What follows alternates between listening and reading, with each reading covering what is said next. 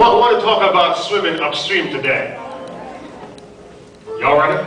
I want to talk about going against all odds today. About going against the currents of life today. Even as I thought about this, I'm reminded of some upstream swimmers in the scriptures. I'm reminded of a young lad called Joseph.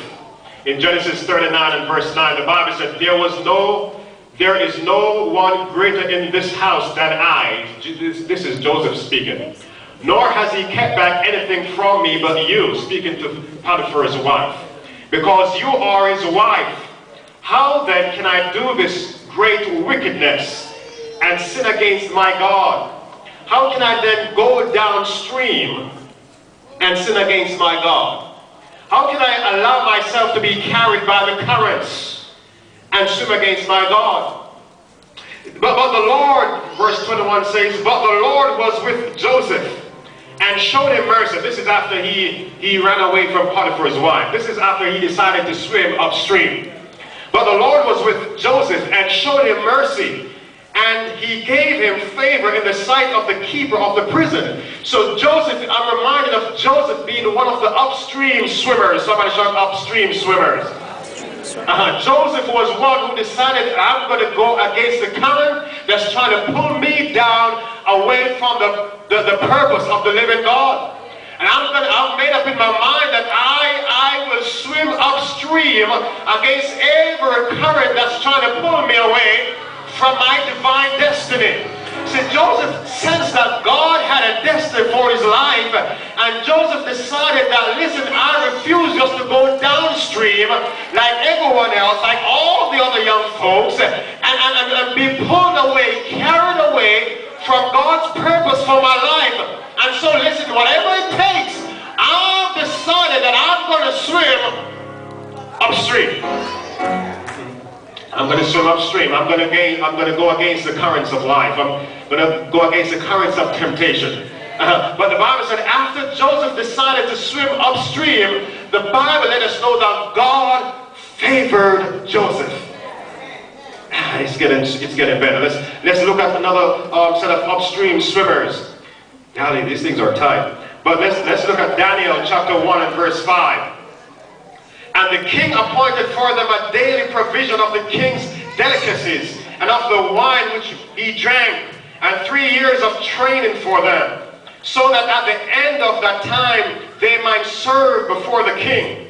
Verse 8, but Daniel purposed in his heart that he would not defile himself with a portion of the king's delicacies, nor with the wine which he drank. Therefore he requested of the chief of the eunuchs that he might not defile himself. Verse 17, as for these 4 young men, God gave them knowledge and skill in all literature and wisdom. And Daniel had understanding in all visions and dreams.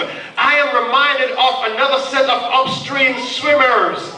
They decided we are not going to pollute ourselves with the king's stuff.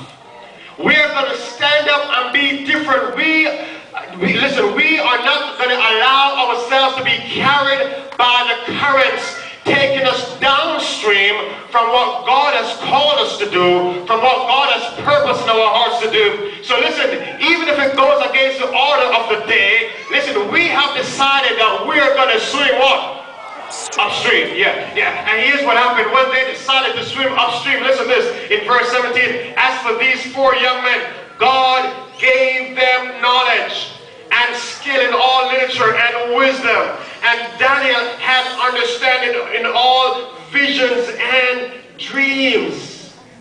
I'm trying to show you all something. Chapter 3 of Daniel, verse 16. Talking about swimming upstream. Shadrach, Meshach, and Abednego answered and said to the king, O Nebuchadnezzar, we have no need to answer you in this matter. Verse 17.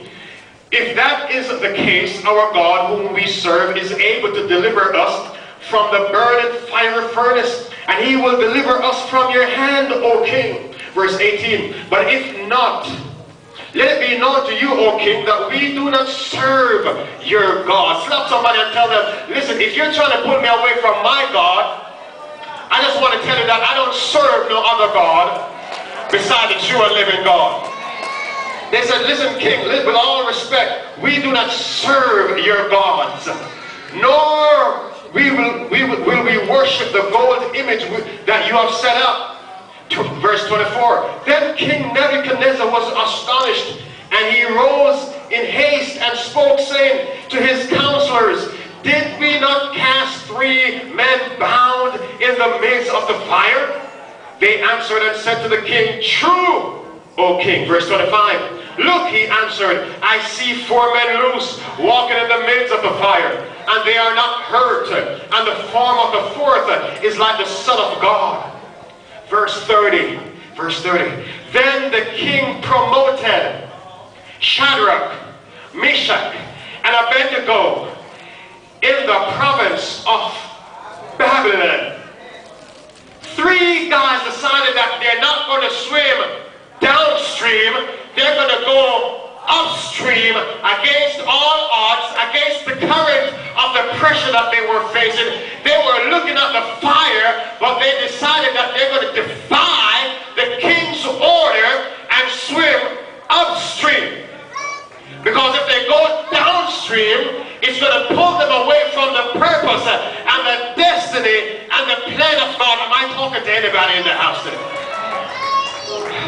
Verse 30 said, then the king promoted Shadrach, Meshach, and Abednego in the province of Babylon. As I read these 3 scriptures, there's one common theme.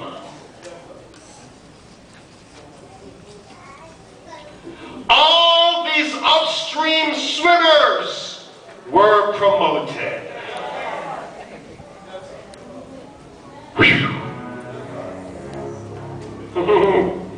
I said, upstream swimmers are promoted.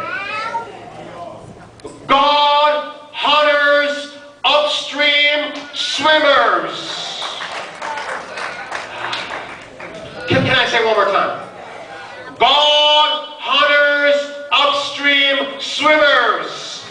Folks who have made up in their minds that they're not going to be carried and pulled by every little thing of society that's trying to pull them away from the plan of God, from the purpose of God, from the word of God, and from the destiny that God has planned for them. God said, I will honor you when you have decided to defy everything that society and culture will throw in your face, and you have made up in your mind that I'm not going to go downstream like everybody else. I'm not going downstream because it is popular, but I'm going to make up in my mind that I'm going to swim upstream. And when you decide to swim upstream, God said, I will promote you. I will promote you. Because promotion comes not from the east, nor from the west, nor from the north, or from the south. But God said, I am the one who puts up, and I am the one who puts down. Hello, somebody. And I'm here to tell the youth in the house today that when you make up in your mind, young folks, that you're going to swim upstream for Jesus, there is promotion coming. Yes, the Lord.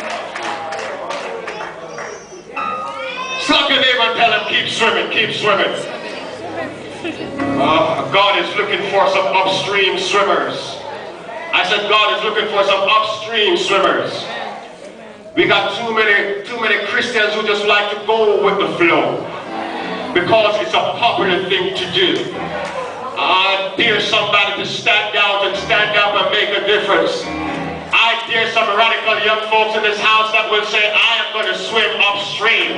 And I don't care who's going to criticize me, who's going to ostracize me, who's going to look down on me, who's going to call me silly, and who's going to call me churchy, and who's going to think I'm ridiculous. I've made up my mind that I'm going to be an upstream swimmer. That's what me. I'm upstream swimming. I don't care if John and Harry and Dorothy's doing it. I ain't